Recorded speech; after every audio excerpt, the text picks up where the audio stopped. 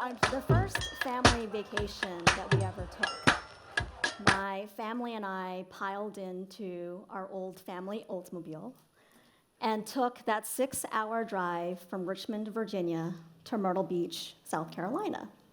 And I was going on this grand adventure. When we arrived to our hotel, it was this huge, massive building, and it was gorgeous. And I got out of the car, and it was like sensory overload, right? The ocean, the sound of the crashing waves, the smell of the salty air, and that breeze on my face and on my skin. And that swimming pool. My God, there was this swimming pool, and I had never seen one before. So my sisters and I and my cousins who were on that trip with us, we rushed to change into our swimsuits, and we raced down to that swimming pool, a gaggle of little innocent Asian girls. And as soon as we jumped in, all the other kids jumped out, yelling racial slurs at us while running away. And just like that, they took away our moment of joy. Throughout my childhood, I had experienced a lot of instances of racism and microaggressions, not always as overt as that swimming pool. Like the time in first grade when my classmates debated in front of me whether I was black or whether I was white, because nobody foreign like me had ever existed in the community. And I remember asking the adults around me, well, what does this mean? Like, why are they treating me so differently? And I kept being told time and time again to not worry about it, to keep my head down and to not make waves. And so my teachers always said that I was a shy girl, and that's what happens when you are conditioned to keep your head down, to not ask hard questions, and to not make waves. That's what life was like growing up as an immigrant in the South, in the capital, the former capital of the Confederacy. 40 years ago, my mom and dad left everything and everyone behind in Vietnam. My dad had escaped a communist re-education camp and reunited with my mom, and together they left the only country they had ever known. And from the moment they set foot on that boat and navigated the rough waters of the South China Sea, they had one dream that kept them going, and that dream was America, pure and simple, and the promise of freedom and justice and liberty that she holds. 40 years ago, my mom and dad had no idea that they would make it here safely, let alone imagine that the daughter that they gave birth to in that refugee camp would one day grow up to be one of the fiercest defenders of that dream that they had of America.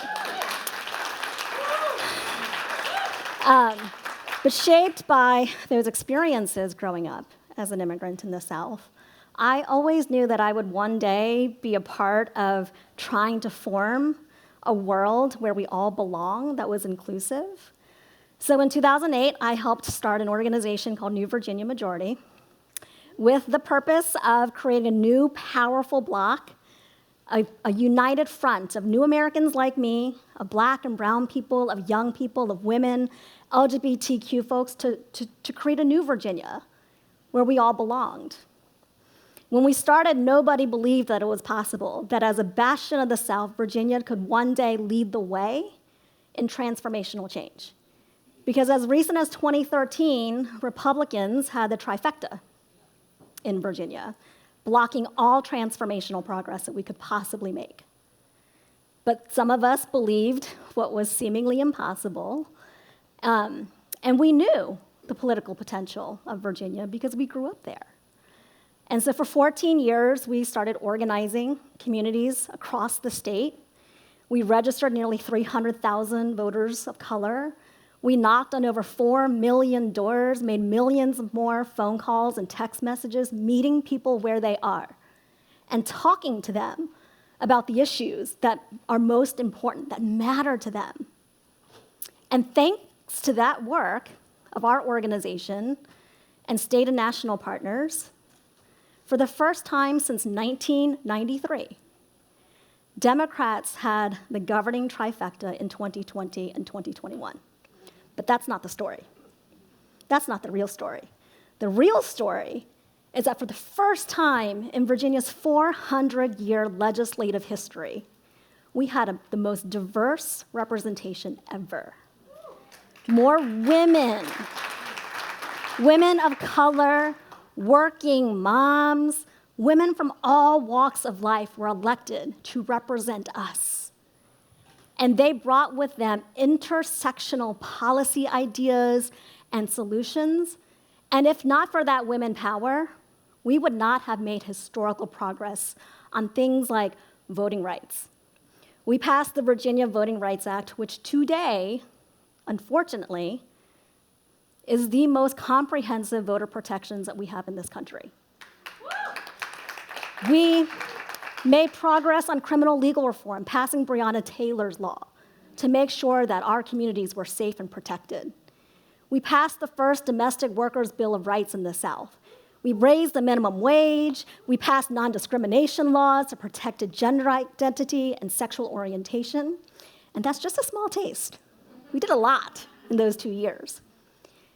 And I have no doubt in my mind that if not for those women, if not for the tenacity of the Black women legislators that we had, like Senator Jennifer McClellan and Delegates Marcia Price and LaSharice Aird, if not for trailblazers like Senator Ghazala Hashmi and Delegates Kathy Tran and Elizabeth Guzman, who were among the first Muslim, Asian, and Latino women elected into our legislature, none of that would have been possible.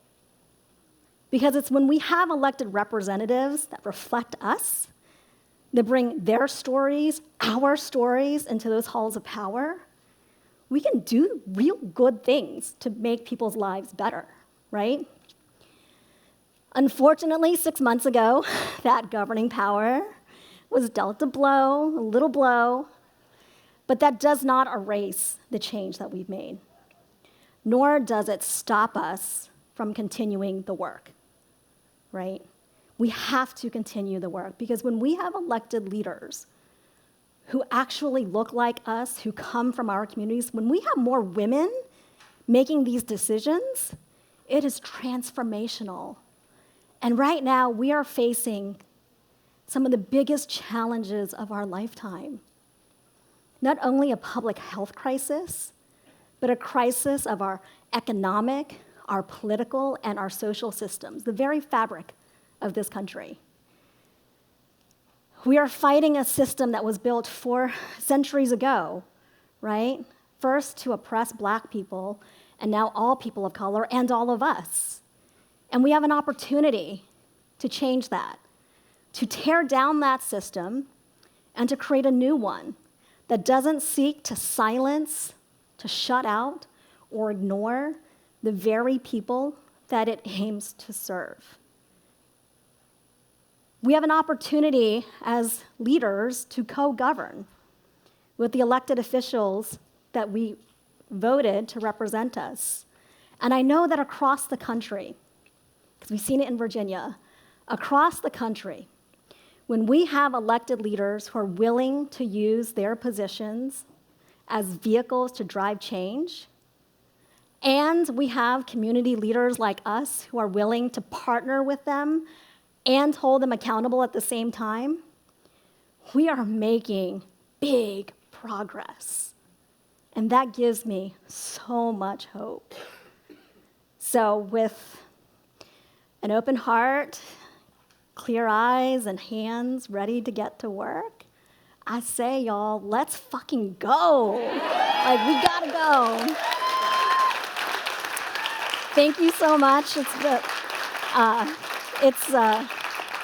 Thank you. And I know we have a wonderful panel and other speakers tonight, and so thank you.